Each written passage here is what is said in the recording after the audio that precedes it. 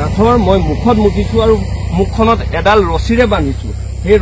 সদৌ ছাত্ৰ সন্থাৰ প্ৰাক্তন সভাপতি দীপাংকৰ কুমাৰ নাথৰ বিৰুদ্ধে সামাজিক মাধ্যমত একালৰ সতীৰ্থ আছু নেতা তথা অসম জাতীয় পৰিষদৰ বৰ্তমানৰ সাধাৰণ সম্পাদক ৰাজু ফুকনৰ ক্ষোভ। দীপাংকৰ কুমাৰ নাথ হৈছে জাতিদ্ৰোহী গাদ্দাৰ। দীপাংকৰ কুমাৰ নাথে জাতিৰ লগত বিশ্বাসঘাতকতা কৰিছে। News desk report NS24 digital.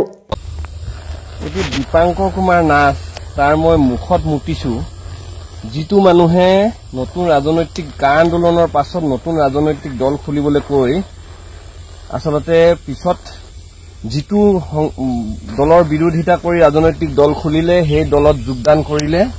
এই দীপাংকৰ কুমাৰ নাথৰ কোনো মুখৰ ভেলু নাই।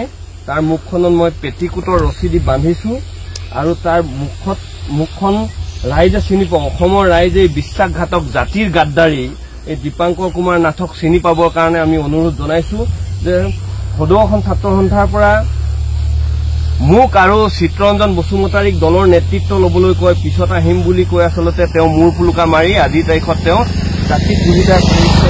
সেইকাৰণে দীপাংকৰ কুমাৰ নাথৰ মই মুখত মুতিছো আৰু মুখখনত এডাল ৰছীৰে বান্ধিছো। সেই ৰছীডাল হ'ল পেটিকোটৰ ৰছী। এই পেটিকোটৰ ৰছীডাল দি আচলতে তাৰ মুখখন বান্ধিছো আৰু দীপাংকৰ কুমাৰ নাথৰ মই মুখত মুতি দিছো। এই জাতিদ্ৰোহী গাদ্দাৰটোক আচলতে অসমৰ ৰাইজে চিনি পোৱাৰ প্ৰয়োজনীয়তা আছে।